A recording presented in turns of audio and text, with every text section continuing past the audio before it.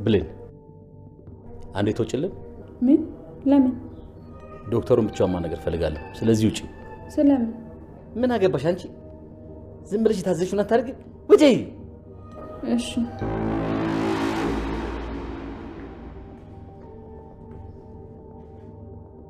ምን እንደ ሊያንቀራፍሻል? ውጪ። ግን እኮ ቡናውን ለዶክተሩ አልቀደውለት። ውጪ እንጂ ያምሻል እንዴ? ይሄ እርጉም ሰውዬ ዶክተሩን በሆነ ነገር ላታልለው አስቦ እኮ ነው ብቻውን መሆን የፈለገው። ዶክተር እባክን እሺ እንዳትለው፣ እባክን ሰላምን ይጎዳታል። እሺ ልጅ ያማታል እንዴ? አንቺ ጎት ያንተ ገንዘብ ለኔ ምንም አያደርግልኝም። ስለኔ ምንም የምታውቀው ነገር የለም ማለት ነው። ባንተ ተራ ገንዘብ የምገዛ ሸቀጥ አይደለም። ለነገሩ ይሄ ዶሮ ጭንቅላት ከዚህ ውጪ ምንም ማሰብ አይችልም። ምን ማድረግ ነው? እንዴት ነው የምታስበው? የምልክልህ ገንዘብ እኮ ህይወትን ነው የሚቀይረው። እሺ እንደዛ አትለኝም እንዴ? ብር ዋንሱኛል አትልም? ስንት ነው የምትፈልገው? ቆይ አንተ ምን አይነት ወንድም ብትሆን ነው በእህትህ ላይ እንዴት እንደዚህ አይነት ነገር ታደርጋለህ? ትሰማኛለህ? ምንም እየተረዳኸኝ አይመስለኝም። እኔ በየትኛውም ገንዘብ የምገዛ ርካሽ አይደለሁም። ምንድን ነው ያየሁት? ምን አይነት የተባረከ ዶክተር ነው! በምንም ነገር ራሱን የማይሸጥ ክብር ያለው ዶክተር ነው። እትዬ ለዛ ነው ማለት ነው የመረጠችው። ከዚህ በኋላ ምን አባታችሁ ታመጣላችሁ? ጉዳችሁ ሁሉ ፍርጥርጥ ነው የሚለው። ደደብነሽ ደግሞ ምንም አታመጣ። ሰላም እንደሆነች መዳፊ ነው ያላለች። ደደብነ ሚልክን እያከክ ትኖራታለች። ደደብነች።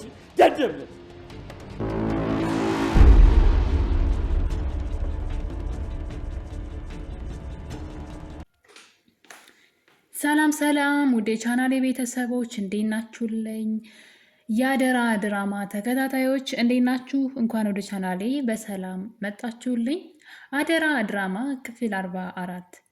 በአደራ ድራማ እንግዲህ በክፍል 44 ላይ ቃልና አቶ በኃይሉ ሰላምን ለመሸወድ እየሞከሩ ይገኛሉ። ቃል እንግዲህ በአቶ በኃይሉ ትዕዛዝ መሰረት ሰላምን ወደ ጓዳ ይዛት እንድትሄድና በገንዘብ ደግሞ ዶክተሩን እንዲደልለው ተነጋግረው ነበረ። ይህን ነገር እንግዲህ ሊያደርጉ የተገደዱት በመጀመሪያ አቶ በኃይሉ እራሱ ያዘጋጀው ዶክተር ነበረ፣ እንግዲህ ምርመራው እንዲደረግ ማለት ነው። ሰላም ግን ወንድሟን አሁን ላይ ማመን አልቻለችም። በብዙ ነገሮች ወንድሟን መጠርጠር ስለጀመረች በባለፈው ጊዜ እንግዲህ ሳሚ የነገራት ነገር አእምሮዋ ላይ ስለቀረ ወንድሟን ማመን አልቻለችም። እስከ ዛሬ ድረስ እንደፈለገው ነበር የሚያሽከረክራት። የሚፈልገውን ነገር ሁሉ ታደርግ ነበረ። ወንድሜ ትክክል ነው ብላ ስለምታስብ ሁሉን ነገር አንተ አድርግልኝ ብላ እሱ እንዲያከናውንላት ነበረ የምትፈልገው። ሁሉ ነገር ነበር የምታዋየው። ነገር ግን ከጀርባ እየወጋት እንደሆነና የእሷ የሆነን ነገር ሁሉ እየወሰደባት እንደሆነ ከሰማችው ወሬ በኋላ ወንድሟን ማመን አልቻለችም። በዛ የተነሳ እንግዲህ እሷ የልቧን በልቧ ይዛ ነገር ግን ምርመራ እንደምትፈልግ በግልጽ ነበር የነገረቻቸው። መጀመሪያም ወንድሜን ስላመንኩ ወንድሜ ነህ አትከዳኝም ብዬ ነው እንጂ መጀመሪያ ነበር ምርመራ ማድረግ የነበረብኝ። ከመጀመሪያውም ቃል ልጄ አልመሰለችኝም ነበር ብላለች፣ በግልጽ ማለት ነው። ነገር ግን አንተን ስለማምን ነው እንጂ ሲጀመርም ቃል ወደ ቤቷ ከመጣች ጀምሮ የልጅነት ስሜት ተሰምቷት ወይም ደግሞ የእናትነት ምንድነው የወለደቻት ልጇ አይነት ስሜት ከእሷ ይልቅ ለብሌን ነበር በተደጋጋሚ የሚሰማት። ይህንን ስሜትም ደግሞ ለብሌን ነግራታለች። ከቃል ይልቅ ልጅ የምትመስኝ አንቺ ነሽ። ልጅ እያለች 7 ዓመት እያለች ትቻት ስደት ሲሄድ ያኔ የነበረችው ብሌን ልክ እንዳንቺ ናት እና አንቺን ሳይሽ እሷ ናት እዚህ የምትለኝ። ቃል እኮ ልጄ ናት እንጂ ግን ውስጤ በፍጹም ሊቀበላት አልቻለም ብላ እንግዲህ በልቧ የምታስበውን ሰላም ለብሌንም እዚህ ቀደም ነግራት ነበረ። እናም እንግዲህ ይሄ ነገር በውስጧ እያለ ግን ልጅ ናት ብላ ደግሞ አምና ተቀብላለች። ምክንያቱም ወንድሟ ነው ልጅሽ ናት ያላት። በነገራችን ላይ ሰላም ራሱ ማስተዋል ስላልቻለች ነው እንጂ ልጇ 7 ዓመት እያለች ነው ትታት ሄደችው። አድጋ ምን አይነት ልጅ ልትመስል እንደምትችል በትንሹም ቢሆን ይታወቃል። እንደው መልኳ ሁሉ ጥፍት አይልም። በዛ ላይ ልብ ስላላለቻት ነው እንጂ ብሌን እሷን ነው የምትመስለው። ውስጣቸው ቢፈላለግም ግን መልኳን ልታያት አልቻለችም። ልብ ብላ ልታይ አልቻለችም። እና ሰላም ልብ ባለማለቷና ወንድሟን በማመኗ እንግዲህ እስከ ዛሬ ድረስ ስትሸወድ በጣም ብዙ ነገር ቆይታለች። አሁን ግን ከተኛችበት ነቅታለች። በዛም እንግዲህ የተነሳ እንደ እስከ ዛሬው እሱ እንደፈለገው ማድረግ የሚችል የመሰለው በኃይሉ አሁን ላይ ማጣፊያው አጥሮታል። ምክንያቱም ሰላም የራሷን ስራ እየሰራች ነው። እውነቱን ለማወቅ በኃይሉና ቃልን ስላላመነቻቸው ምንም ነገር እንዲያደርጉ በምንም ነገር ውሳኔ ውስጥ ጣልቃ እንዲገቡ እየፈቀደችላቸው አይደለም። በኃይሉ ራሱ ያዘጋጀው ዶክተር ጋር ሂደን እዛ ምርመራ እናደርጋለን ብሎ ነበረ። ቀድሞ ግን ዶክተሩን ያዘጋጀው ራሱ ነው። የምትፈልገውን ገንዘብ እከፍልሃለሁ በማለት አንተ ብቻ ይችን ውለታ ዋልልኝ። በነገራችን ላይ በኃይሉ በጣም ከሰራቸው ወንጀሎች በላይ ደግሞ ይሄ ምንድን ነው ሰዎችን በገንዘብ በቀላሉ ይገዛል። ከፖሊስ ሕግ አካላትን በገንዘብ ይገዛል። ሕክምና ላይ የሚሰሩትን በገንዘብ ይገዛል። ማንኛውንም ሰው በገንዘብ ነው አፉን ሲያስይዝ የነበረውና አልማዝን ለምሳሌ አልማዝን አፏን ያስያዛት በገንዘብ ነው። ሰላም ግን አሁንም ድረስ ያው አልማዝ እንደሞተች ነው የምታውቀው። እና እንግዲህ ይሄ ነገር አሁን ላይ ሰላም አምርራለች። በኃይሉንም ልትሰማው አልቻለችም። በኃይሉ ራሱን ዶክተር ካዘጋጀ በኋላ ቃል ምርመራውን አላደርግም በግድ ታስደርግኝ እንደሆነ እናያለን አልፈልግም ብላ እምቢ ካለቻት በኋላ እንግዲህ ከበኃይሉ ጋር ወደ ውስጥ አውርተው ሲጨርሱ ነው መታ ጭራሽ ከማስፈራሪያ ሁሉ ነበረው። ካያችሁ ምርመራውን አደርጋለሁ፣ ነገር ግን ከምርመራው በኋላ አይኔን አታየውም፣ እንደ ሞትኩ ቁጠሪው እያለች አንጀቷን ለመብላት በጣም ብዙ ርቀት ስትሄድ ነበረ። ይሄ ነገር ደግሞ የበኃይሉ ስራ ነው። ይህን ነገር እንድታደርግ ሄዳ በራስ መተማመን ሄዳ ምርመራውን ማድረግ እንደምትችል ለሰላም እንድትነግራት ያደረጋት በኃይሉ ነው። እና እንግዲህ እንደለመደው ሰላምን ማለት ነው በቃ እህቴ አንቺ ካልሽማ አንቺ ያልሽው ነገር ሁሉ ይሁን፣ ምንም ችግር የለውም፣ ምርመራ የሚደረግ ካልሽ ያው ዶክተር አዘጋጅቻለሁ ብለው እንግዲህ ራሱ አሁንም ምንድን ነው እሱን እየጠረጠረችው እሱ ራሱ ዶክተር አዘጋጅ ሲሆን ተመልከቱና፣ ሰላም ግን በአሁኑ ልትሞኝለት አልቻለችም። በፍጹም ራሴ ነኝ ዶክተር የማዘጋጀው ብላ እንግዲህ ዶክተር ቤቷ ድረስ ይዛ መታለች። በኃይሉ አሁን ላይ የሚያደርገው ነገር ጠፍቶታል፣ ግራ ገብቶታል። በዚህ መሀል ደግሞ ዶክተሩ በጣም አደገኛ ነው፣ የዋዛ ሰው አይደለም። በጣም ብዙ ነገር እየተፈታተኑት ነው አቶ በኃይሉና ቃል ማለት ነው። እና እንግዲህ በዚህ መሀል ነበረ ዶክተሩ ብሌንን በተደጋጋሚ ልብ ብሎ እያያት ነበረ። ሰራተኛ እንደሆነች ያውቃል። ነገር ግን ለመጀመሪያ ጊዜ ወደ ሰላም ቤት ሲመጣ ብሌንን ሲያያት የሰላም ልጅ ነበር የመሰለችው። ማለት እሷ ነበረች የመሰለው። ዲኤንኤ ምርመራ የሚደረገው ከእሷ ጋር የዘረመል ምርመራው ከእሷ ጋር የሚደረግ ነው የመሰለው እና ምክንያቱም ሰላምን በዚህ መጠን እንግዲህ ዶክተሩ በቀላሉ አይቶ ነው ሰላምን ትመስላለች ይች ልጅ ብሎ የተናገረውና ነገር ግን ቆየት ብሎ እንግዲህ ቃል ከምኝታ ቤት ወጥታ ልጇ እሷ እንደሆነች ሲነገረው በጣም ተገድሞ ነበረ። ምንሽም እኮ ሰላምን አይመስልም ብሎ እንግዲህ ቁርጧን ሲነግራት እያየን ነው ከምርመራው በፊት። እና እነዚህ ነገሮች እንግዲህ በጣም እየተጧጧፉ ይገኛሉ። ብሌን ቡና እያፈላች ሳሎን ቁጭ ባለችበት ሰዓት ዶክተሩ በተደጋጋሚ አተኩሮ ያያት ነበረ። ብሌን ደግሞ ሰውየው ምን አስቦ ነው የሚያየኝ? ቆይ ምን ፈልጎ ነው ብላ በጣም ተናዳ ነበረ። በመጨረሻም እንግዲህ ስምሽ ብሌን ነው ወይ? ዝም ብዬ እያየሁሽ ነበርና ሰላምን እኮ ነው የምትመስዩ ብሎ እንግዲህ ቃልን ፀጉሯን ሲያቆመው እያየን ነው። ቃል በጣም ተናዳ እኔ ልጇ እያለሁ እንዴት ነው አንዲት ተራ ገረድን የቤት ሰራተኛን ሰላምን ትመስያለሽ ብለህ ነገር የምትፈልገው? የመጣበትን ለምን ሰርታ አትሄድም ብላ እንግዲህ ዶክተሩን ከፍ ዝቅ ስታደርገው ነበረ። በዛ ላይ ራሷን በዶክተሩ ዘንድ ውሸት እንደሆነ ምርመራው ሳይካሄድ ቀድሞ ዶክተሩ አውቀዋል። እሱም እንግዲህ የምርመራውን እንትን ምርመራው እንዲቀይርላት የወሰደውን ናሙና ከእሷ ላይ እንዲቀይርላት በሌላ እና ደግሞ እሷ ደግሞ ምንድነው ከእሱ ጋር ሌላ ነገር የሚፈልገውን ነገር ልታደርግላት እንደምትፈልግ ምናምን አለ አይደለም፣ ያስጠላ ነገር ቆሻሻ ነገር በቃ ካንተ ጋር አድርጋለሁ ምናምን አይነት ነገር እንግዲህ እያለች ዶክተሩን ለማማለድ እየተፈታተነችው ነበረ። በነገራችን ላይ መጀመሪያ አካባቢ ዶክተሩ ራሱ እጅ የሰጠ መስሎን ነበረ። በልጅቷ ድርጊት እየማለለ አይነት ነበረ።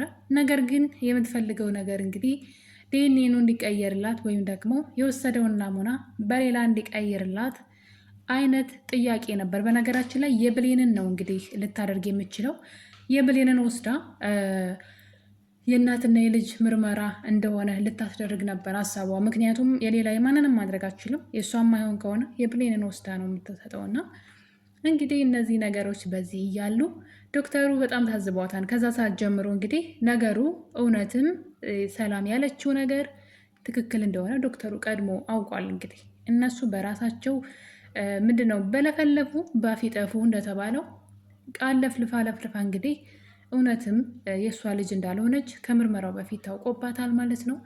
ይህ ነገር በዚህ እያለ እንግዲህ በድጋሚ ዶክተሩ ይህንን ነገር ሲናገር ሰላም አልነበረችም ሳሎን።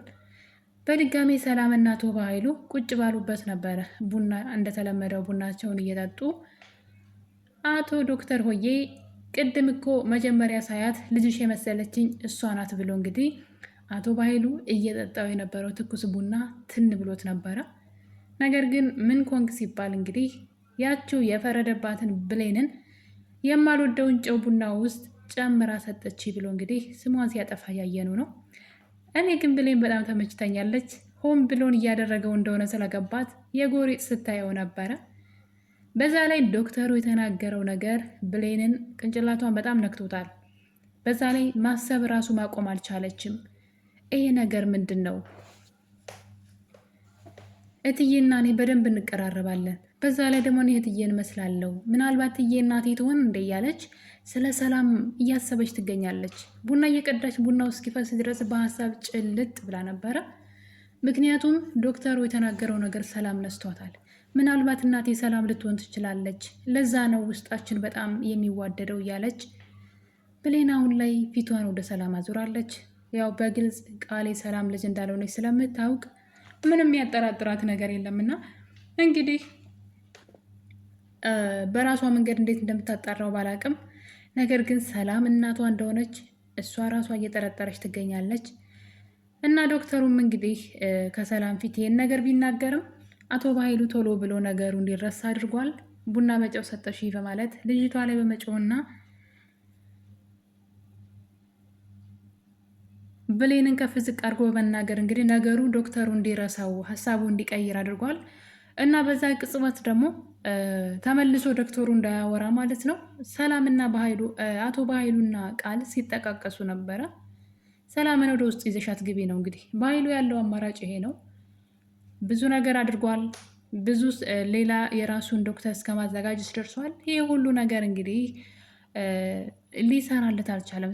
ሰላም እጅ ልትሰጥ አልቻለችም።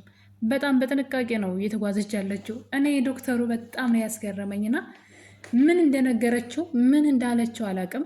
በጣም ሲበዛ እንግዲህ መጨረሻውን ያሳምርለት ነው የሚባለው። የዶክተሩ መጨረሻውን ያሳምርለት፣ በገንዘብ እንዳያታልለው ማለት ነው።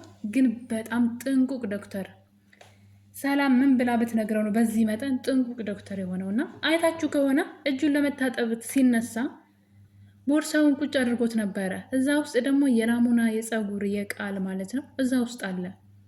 አቶ በኃይሉ አይኑ ቦርሳው ላይ ነበረ። ዶክተሩ ተነስቶ ወደ መታጠቢያ ቤት ለመሄድ አሰበና ደጋግሞ ዙሮ ቦርሳውን አየ። አቶ በኃይሉንም አየ። የሰውየው አይኑ ቦርሳው ላይ ነበረ። አቶ በኃይሉ በጣም ይቅበዘበዝ ነበረ እና ዶክተሩ ከአንዴም ሁለቴ ተራምዶ ነበር ሊወጣ። ነገር ግን ወደኋላ መለስ ብሎ ቦርሳውን ይዞ መታጠቢያ ቤት ነው ሄደው። በጣም ነው የሚገርመው።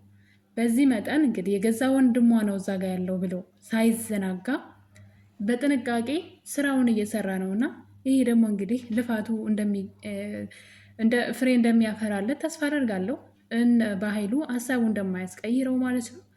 ምክንያቱም አቶ በኃይሉ ሰላምን ቃል የምነግርሽ ሚስጥር አለኝ ብለሽ ወደ ውስጥ ይዘሻት ግቢ ካለ በኋላ እንግዲህ እንዳያችሁት ዶክተሩን በገንዘብ ሲደልለው ነበረ። ያለው አማራጭ ብቻ ስለሆነ የመጨረሻው ደረጃ ላይ ደርሷን። አሁን ላይ ዶክተሩ በተደጋጋሚ ይህን ውጤት ምንም ነገር ብታደርጉ መቀየር አትችሉም፣ ከአሁኑ መዳረሻችሁን አዘጋጁ እያለ ነበረ።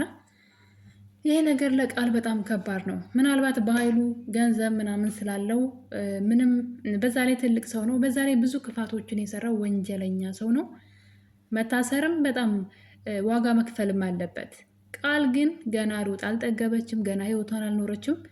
ምንም ለማታገኝበት ሰላም ቤት እንግዲህ በስቀቀን ነው እስከዛሬ ድረስ የኖረችው።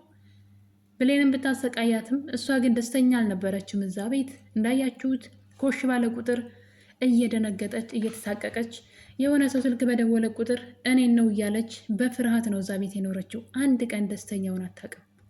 እና አስቡት እንግዲህ ይህን ሁሉ ጊዜ ሰው ቤት እንደዛ ሆና ኖራ መልሳ እስር ቤት ስትገባ ደግሞ በጣም ከባድ ነው። ሰላም ይህን ጉዳይ በቀላሉ አታየውም። ሆን ተብሎ የገዛ ልጇ እዛ ሰራተኛ ሆና እያንቋሸሸቻት፣ እሷ ደግሞ ልጁና መኖሯ ለሰላም ቀላል ነገር አይደለም። ሰላም ነገሩን በቀላሉ የምታየው አይመስለኝም።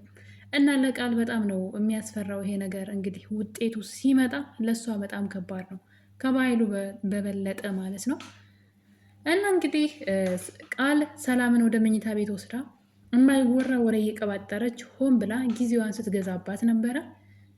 ሰላም ምንድነው የምትነግሬ ብትላትም ቃል ግን የምትናገረው ነገር አልነበረም። እናም በመጨረሻም እንግዲህ ሰላም የጠረጠረችው ነገር ነበረ። በእርግጠኝነት እኔን ወደዚህ ይዘሽኝ የመጣሽው በኃይሉ ጋር ተነጋግረሽ ነው አይደለ? ውጤቱን ልታስቀይሩ ነው አይደለ? ምን ልትሉት ነው? ዶክተሩን ልታስፈራሩት ነው ወይስ ገንዘብ ልትሰጡት? ውጤቱን ልታስቀይሩ ነው አይደለ? እያለች እንግዲህ የእነሱን ሀሳብ ራሱ ደርሳበታለች። ለምን እሷን ሆን ብላ ወደ ውስጥ ከቡና ላይ አስነስታ ፍሬ ለሌለው ወሬ ይዛት እንደሄደች ሰላም ጠርጥራለች። መቼም ቢሆን አይሳካላችሁም። ዶክተሩን ለማታለል ልትሞክሩ ነው ወይ? ለዛ ነው ወይ በኃይሉ ብቻውን ዶክተሩ ጋር የሆነው በማለት ወደ ሳሎን ልትሄድ ስትል ቃል እንግዲህ ይሄን ነገር ዶክተሩን እዛ ከባኃይሉ ጋር መቆየት ስላለበት የምታወራው ነገር ስታጣ የአቶ ባኃይሉ ሚስጥር አውጥታለች። እሱም እንግዲህ በኃይሉን የወጋው ዳግም ነው በማለት ለሰላም ሌላ ቤት ስራ ሰታታለች። በእርግጠኝነት ሰላም ይሄን ነገር ምንም ሳትጨርስ ሌላ ነገር የምታስብ አይመስለኝም። በአሁኑ በጣም አመራለች። ቃል ግን ሀሳቧን ለመስረቅ ብላ ዳግም አቶ ባኃይሉ እንደወጋው ብትነግራትም ዶክተሩ ደግሞ አቶ ባኃይሉ የሰጠውን በጣም ጠቀም ያለ ገንዘብ ምን እንዳደርግበት ፈልገ ነው ብሎ ጠይቆት ነበር።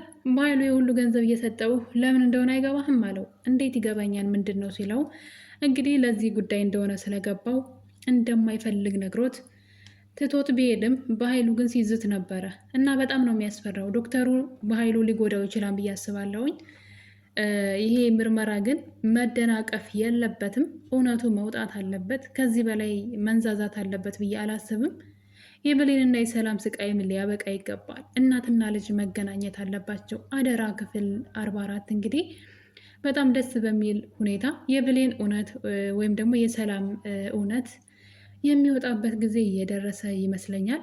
እውነት እንግዲህ ምንድነው እውነት ብትዘገይም የሚቀድማት የለም ይባላል እና የጊዜ ጉዳይ ነው እንጂ ሁሉም ነገር ጊዜውን ጠብቆ መውጣቱ አይቀርም። ውድ ቤተሰቦቼ የዛሬን አበቃን። ባይ ባይ።